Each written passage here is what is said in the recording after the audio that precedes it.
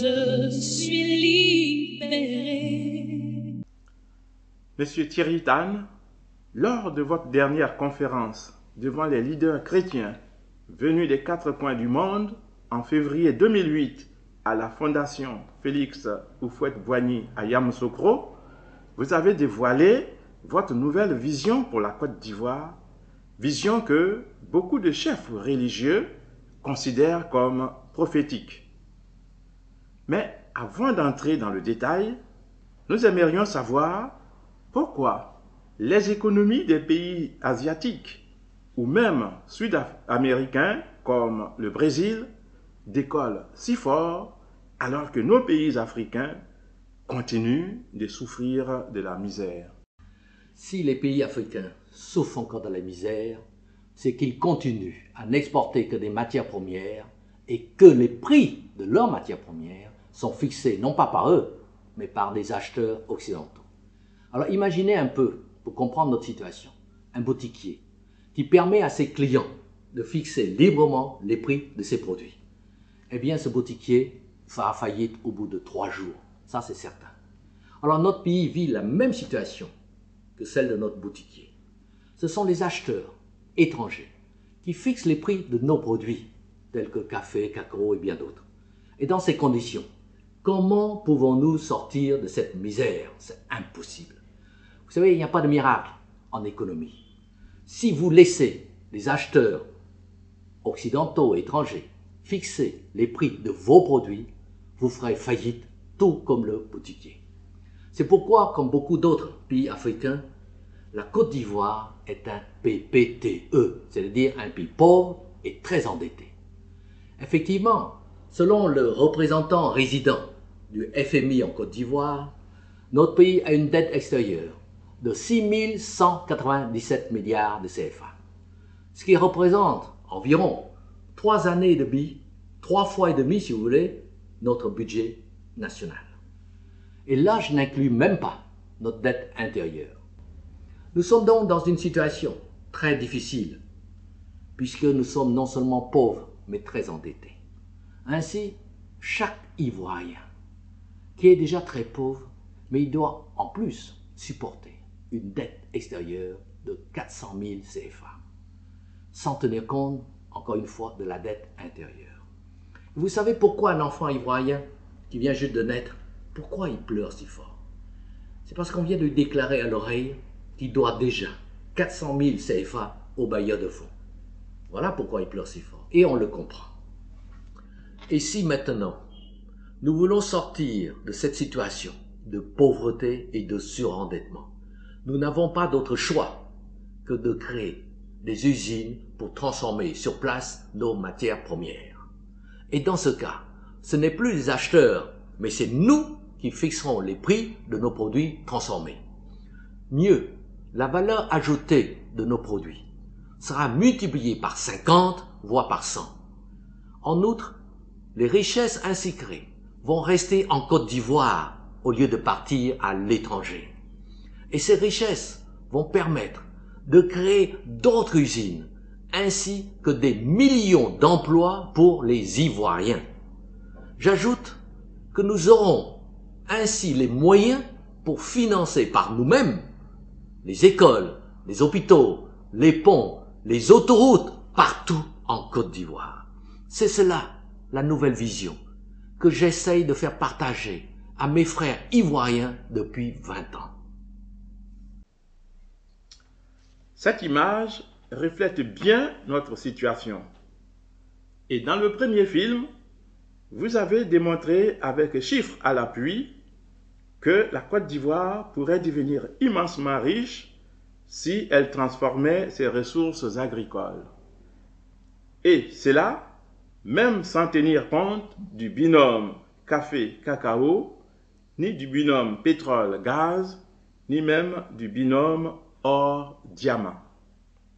Ainsi, avec seulement 7 produits considérés comme secondaires, tels le manioc, le soja, les noix de coco, les ananas, les mangues, les fruits de passion, etc., la transformation rapporterait à la Côte d'Ivoire plus de 162 000 milliards de francs CFA par an, soit presque 100 fois notre budget national ou 20 fois notre produit intérieur brut, PIB. À lui seul, notre Attiéké pourrait rapporter plus de 20 000 milliards de francs CFA, soit environ 10 fois les revenus actuels de notre binôme café-cacao.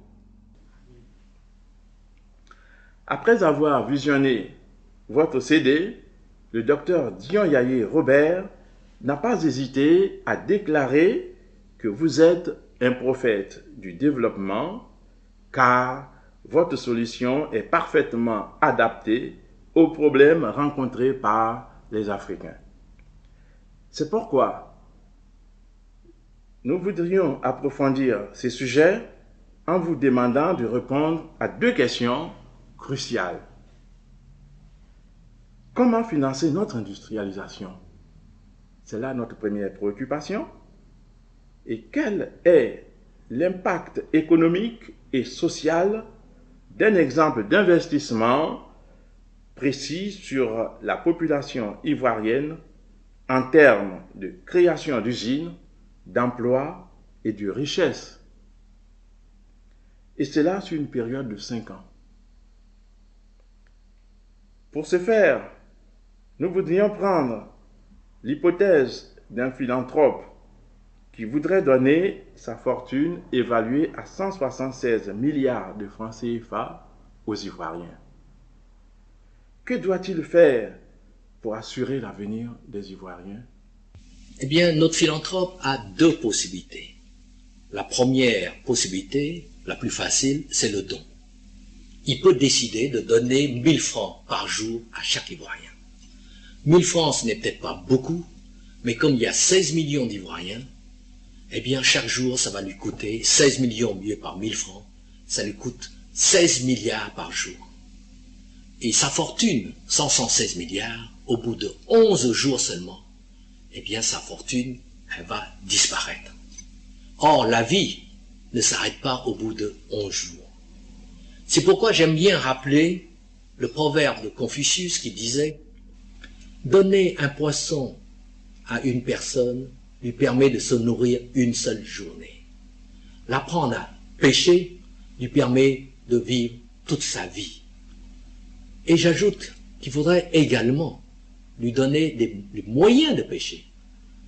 Canne à pêche, filet. D'où la deuxième possibilité offerte à notre philanthrope, c'est l'investissement.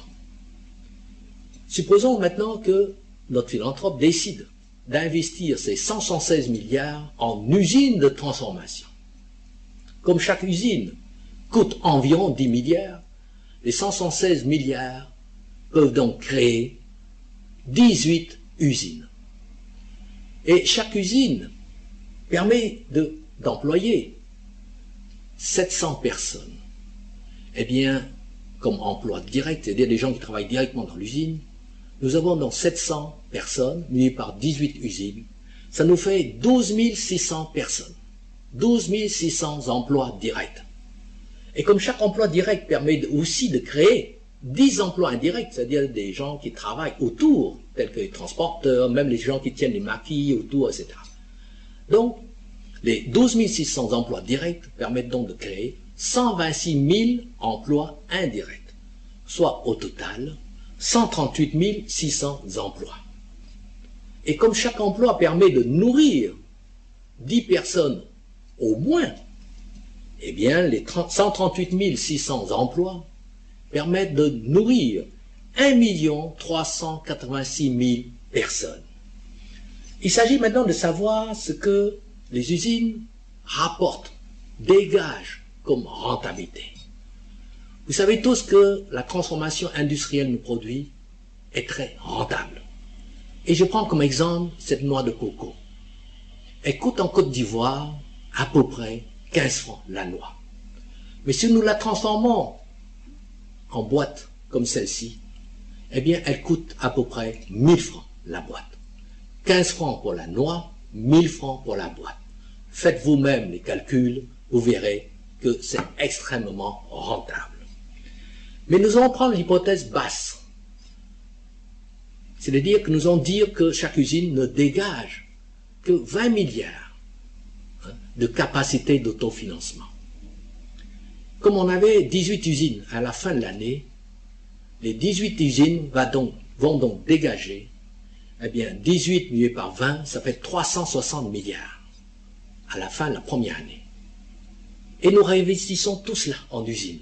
Donc 360 milliards permettent donc de créer 36 nouvelles usines à la deuxième année. On a donc 36 usines à la deuxième année.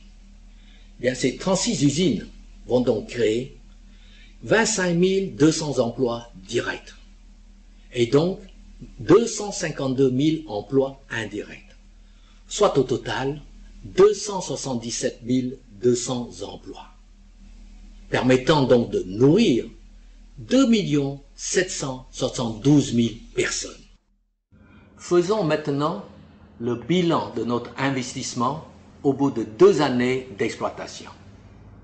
Concernant le nombre d'usines, la première année, nous avons créé 18 usines. La deuxième année, nous avons créé 36 nouvelles usines, soit au total 54 usines créées au bout de 2 ans.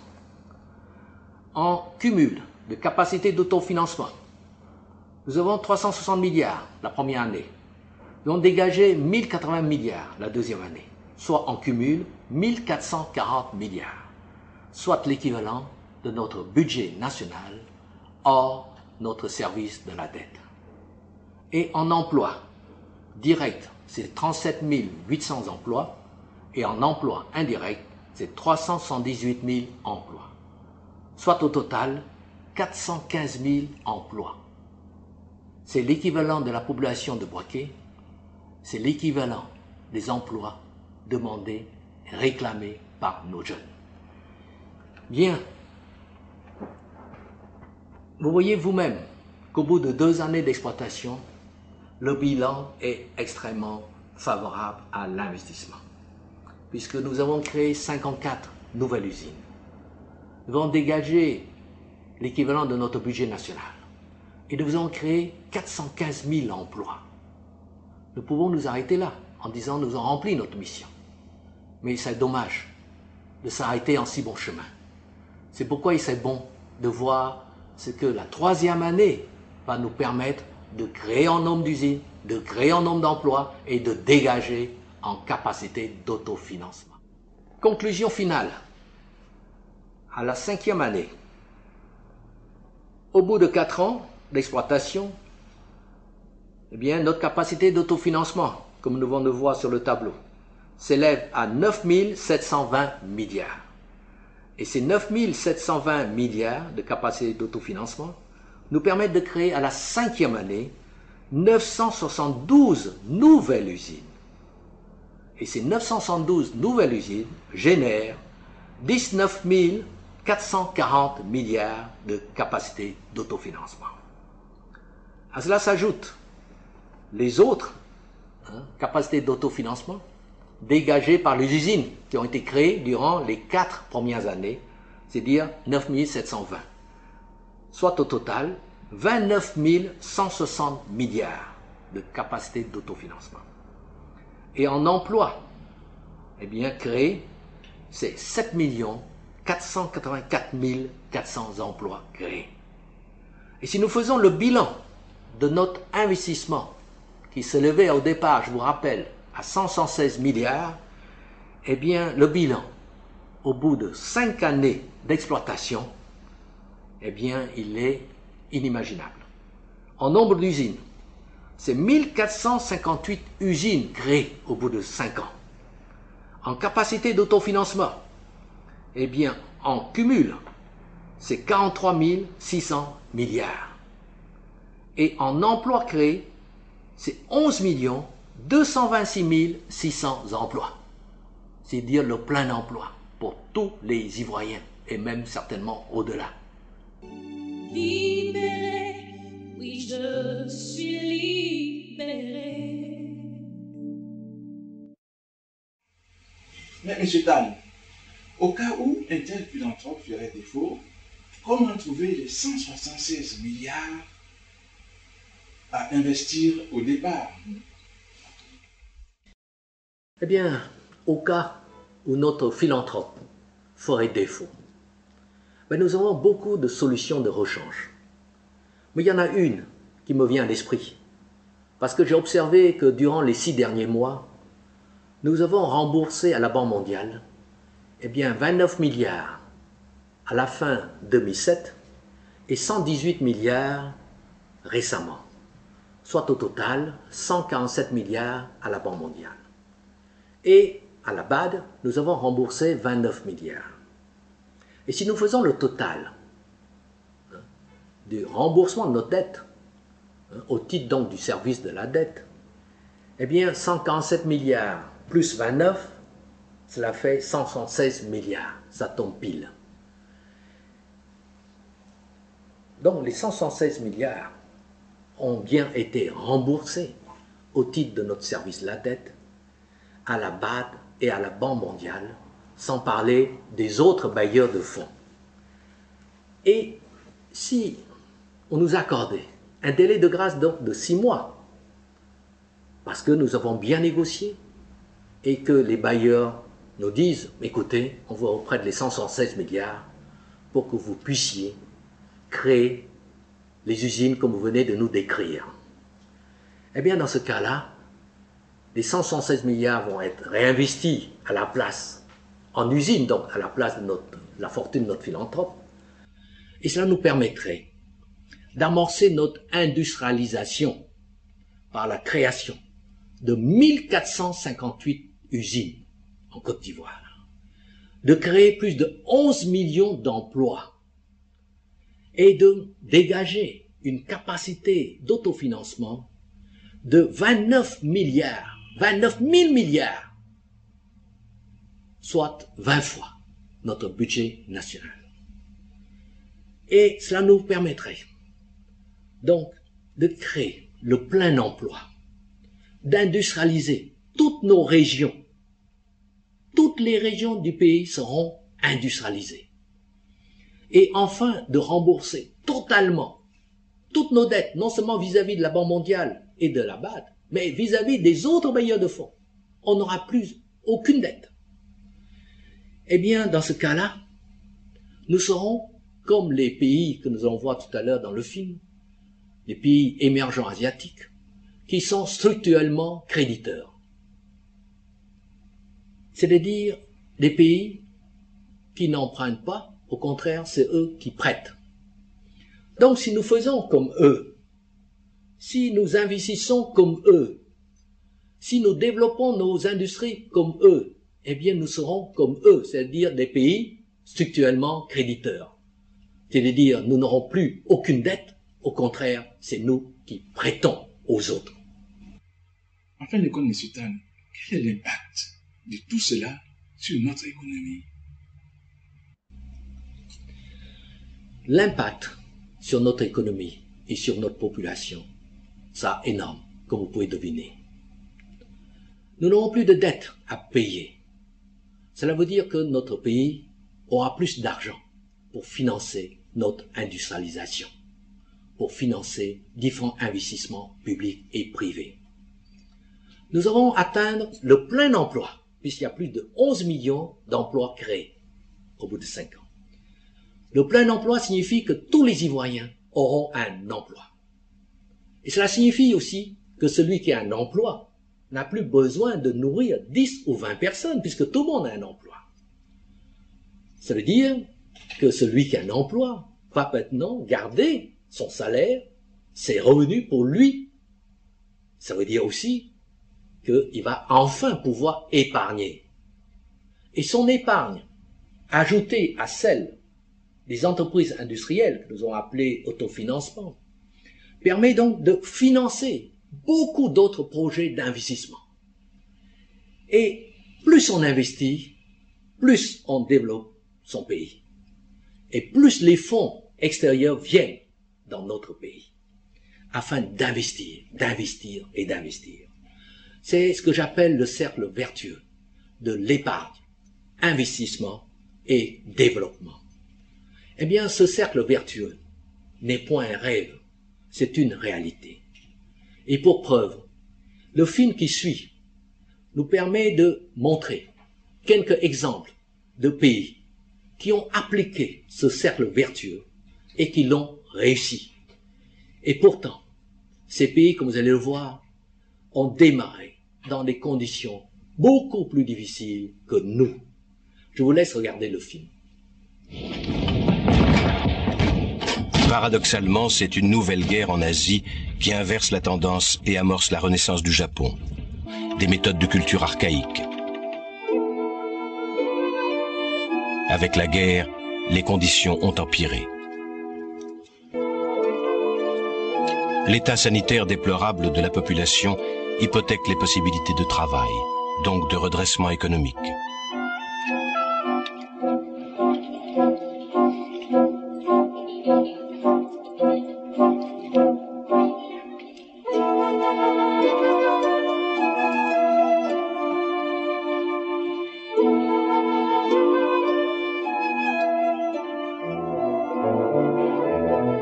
Le Japon est à court d'argent.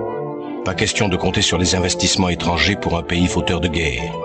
L'épargne des Japonais s'est volatilisée avec l'effort militaire. Les prix continuent de flamber. En 4 ans, ils ont été multipliés par 12. L'emploi est rare, la machine productive désorganisée et le climat social détestable.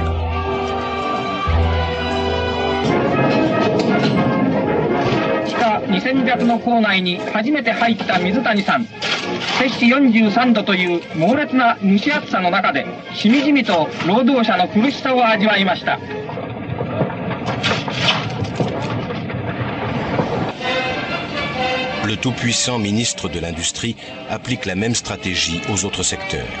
Cette fois, il s'agit des biens de consommation. Les appareils photos surclassent les Allemands.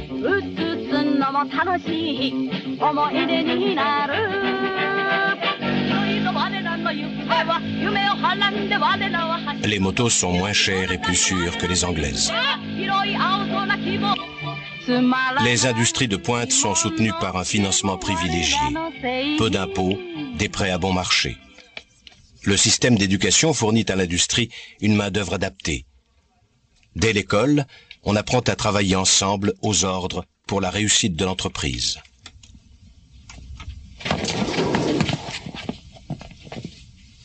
Le succès économique est tel que pour soutenir la croissance, les entreprises doivent recruter dans les campagnes les plus lointaines. Des millions de Japonais quittent leur village ou leur montagne pour venir travailler en ville.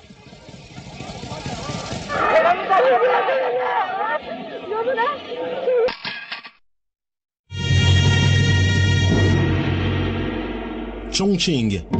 Ce nom ne vous est sans doute pas très familier. Essayez quand même de le retenir. Car Chongqing est la plus grande municipalité du monde, 32 millions d'habitants, en plein cœur de la Chine. Bienvenue à Chongqing.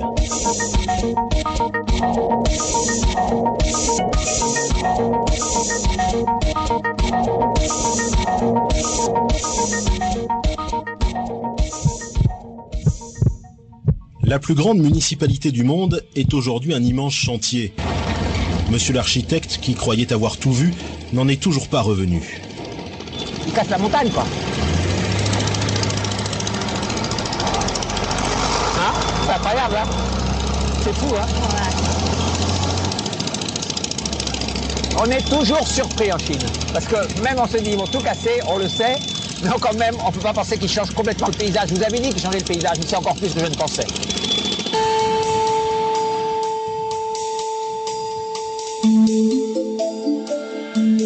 Voici le musée de l'urbanisme. Voilà, ça c'est notre projet. Marrant, hein? C'est un lieu stratégique, une véritable vitrine de la ville. Le passage obligé pour les visiteurs étrangers. Le hall du musée suffit à peine pour contenir la maquette de la ville, une des plus grandes maquettes du monde, 1000 mètres carrés. La maquette, elle est... C'est vrai que c'est comme Shanghai, c'est le même principe. Elle est un peu mieux faite. Et non, mais c'est super, c'est génial de voir une ville comme ça. C'est génial. Et c'est là qu'on voit quand même que c'est grand, parce que ici, la péninsule, c'est la taille de Manhattan à peu près. Cette péninsule-là, avec les points rouges, les points blancs, c'est impeccable ça. Les points blancs, c'est la taille de Manhattan. C'est à peu près la longueur de Manhattan et la largeur de Manhattan. Donc là, et il y a plein de bâtiments, j'en suis sûr, qui sont des bâtiments futurs. C'est sûr. D'ailleurs, la preuve, c'est qu'il y a l'Opéra, il y a la Cité des Sciences, ces tours-là qui ont l'air assez belles, ils n'existent pas. Enfin, il y a plein de choses qui n'existent pas. Hein. Alors, on est alors, je présente la pointe. Là, la pointe, là, on est à l'embouchure des deux rivières. La principale étant le Yangtze-Kiang, qui descend jusqu'à Shanghai. Ah oui, c'est fou. Hein. Et je pense qu'il y a 15 ans, il n'y avait rien de tout ça. Hein. Il n'y avait aucune tour. On traverse là-bas, pas de nuit. Retour sur une aventure urbaine sans précédent. 1997, pour maintenir un taux de croissance phénoménal, 10% par an, le gouvernement se lance à la conquête de l'Ouest. Objectif, urbaniser le centre de la Chine, encore sous-développé.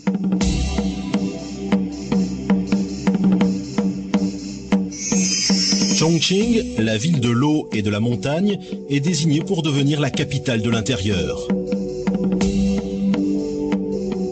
La ville a un atout considérable, le barrage des Trois Gorges, le plus grand barrage du monde qui doit bientôt relier Chongqing à Shanghai, puis au reste du monde. En 10 ans, Chongqing va connaître un essor que les grandes villes industrialisées ont mis un siècle à accomplir. 8 ponts, 8 lignes de chemin de fer, 900 km d'autoroutes, des échangeurs futuristes et le célèbre train de la lumière. Demain, on pourra traverser la ville en 30 minutes et la métropole aussi grande que l'Autriche en 8 heures. L'aéroport international, quant à lui, doit multiplier son trafic par 5 d'ici à 2010.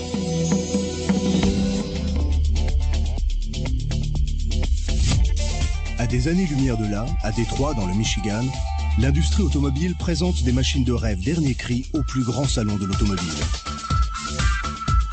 Cependant, le véhicule le plus étonnant ne se trouve pas dans la salle d'exposition principale, mais dans une allée adjacente. Il s'agit d'une modeste voiture chinoise appelée Geely. Et elle ne coûte que 4 600 €. Elle a fait sensation. Geely est l'invention de Li Shufu. Le message qu'il adresse au monde est clair, Geely arrive.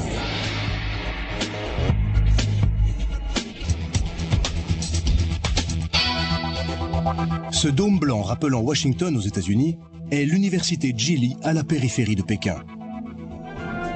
Elle a été fondée par le magnat de l'industrie automobile, Li Shufu. C'est la rentrée et Li est présent pour accueillir les nouveaux. Ces derniers viennent de terminer leur stage de préparation militaire de 3 mois et ont hâte de rejoindre les 20 000 étudiants pour suivre des cours de commerce, de sciences et de lettres.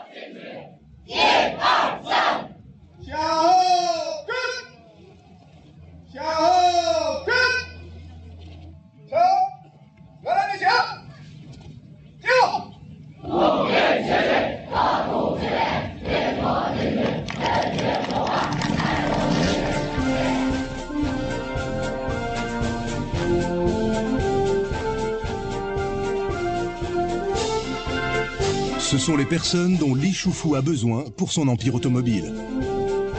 General Motors possède sa propre université aux États-Unis, tout comme Toyota au Japon. Li Shufu pense que l'université Geely est indispensable à l'avenir de son entreprise et à l'avenir de la Chine. Nous avançons au rythme des grandes réformes de la Chine. Nous nous ouvrons au monde extérieur et à la modernisation. Nous faisons notre maximum. Le plus long pont en arc du monde. Et un pont suspendu spectaculaire. Tous deux doivent franchir des distances à couper le souffle. Résister à des typhons et à des séismes. Ils s'inscrivent dans le plus grand boom des travaux publics de la nation au développement le plus rapide du monde, la Chine. La Chine vient de battre son premier record dans le domaine des ponts avec l'arc le plus long jamais construit.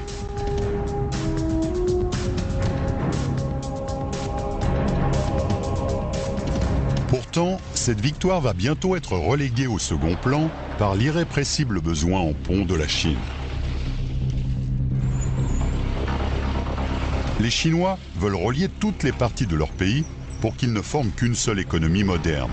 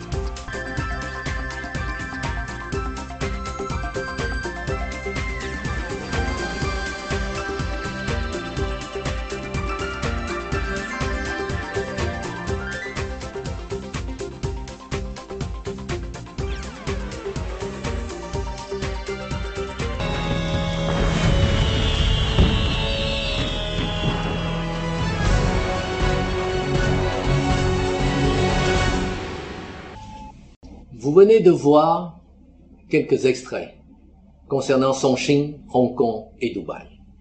Et si on avait le temps, on aurait pu y ajouter le Brésil, l'Inde, Taïwan, la Malaisie, Singapour et même le Vietnam.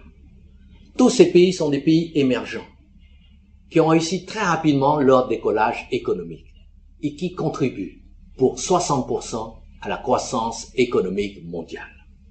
Il s'agit maintenant de savoir quelles sont les 5 leçons que nous pouvons en tirer. La première leçon, c'est quelles que soient les conditions très difficiles au départ et quels que soient les obstacles, nous pouvons réussir dès lors qu'on en a la volonté. Deuxièmement, la réussite est très rapide, en 4 ou 5 ans seulement, ce qui confirme la démonstration que nous avons faite au début du film. Troisièmement, ces pays ont compris qu'il faut investir dans l'industrie, y compris le tourisme, car le tourisme est également une industrie. Quatrièmement, ces pays ont compris qu'il faut d'abord faire le premier effort, d'abord soi-même, avant que les autres ne viennent investir chez nous. Et cinquièmement, si ces pays ont réussi, c'est parce qu'ils ont adopté ce que j'appelle la nouvelle vision, qui leur permet de voir comment le monde évolue et comment s'adapter à ce nouveau monde pour en faire un marché et pour en faire un allié pour leur décollage économique. Et j'ajoute que cette nouvelle vision a comme fondement la culture du travail, la culture du résultat et la culture du savoir. Bref, la culture de l'entreprise en général. Et c'est à partir de ces principes, travail, savoir et résultat, que le constructeur automobile chinois, Geely, a créé une énorme université, la Geely University, qui forme 20 000 étudiants par année, comme vous avez pu le voir dans le film. Et durant leurs études, ces étudiants ne décaissent rien, ils ne déboursent rien, ils ne paient rien. Et après leurs études, eh bien, ces étudiants ont automatiquement un emploi. Et cela parce que on leur a dispensé le savoir et parce qu'on leur a inculqué le goût du travail. C'est le meilleur exemple pratique de la formation emploi. Mieux, cette formation emploi ne coûte rien à l'État, ni même aux étudiants, que vous savez. C'est l'industrie qui finance tout. En conclusion, eh bien, l'industrialisation est bien la seule voie qui nous permet de développer notre pays, qui nous permet de créer des emplois et qui nous permet d'éradiquer la pauvreté.